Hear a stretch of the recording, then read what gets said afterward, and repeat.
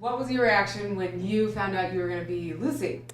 I straight up screamed. I was so excited. I'd been wanting to play this role since I was like in first grade. I was really scared at first. I was like, I didn't know if I could do it or not, but I knew once I got the part, I didn't really have a choice. I had to do it. I'm like moments from going on stage, and they're doing awesome. It's interesting because he goes from Narnia having been a leader for so many years, and then he goes back again to Narnia, and for some reason doesn't necessarily want the role and is struggling with taking it. It definitely was a lot of hard work, but it was fun hard work. It was a big deal. I've never done anything like this before. It was just really cool to see the four of us grow together. I think what's amazing with the four Pevensies is all of them were connected before this production to the Academy of Arts and to the Logos Theater. Either being in our seminar ministry, where our teams go out and work with schools and homeschool groups all across the country, or where they've been involved in camps with us here at the Logos Theater. Let's get down to business.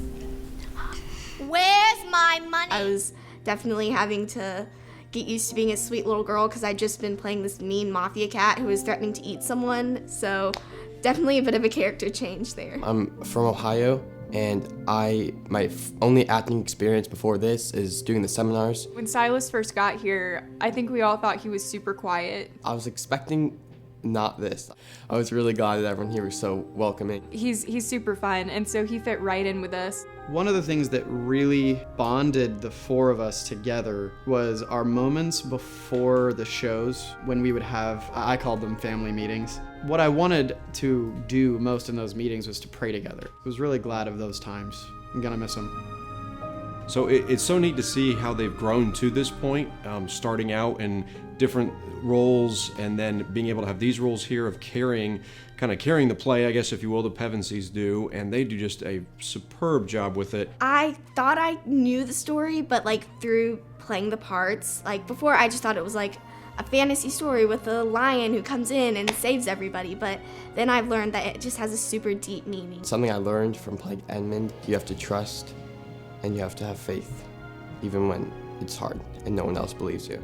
All four of the Pevensies, it really is kind of a representation of four different types of Christians. Peter's part is an interesting one. He really wants to lead, and he wants to lead the right way, but he finds a lot of frustration throughout the show in not knowing how and what direction he's supposed to take. It grew me as an actress, and it also grew me spiritually because the way that Miss Nicole directed, she was like, you know, you have to think about this as just these things that you're doing on stage aren't just performing. You have to use it in your real life, following the Lord when other people don't. I'm sorry.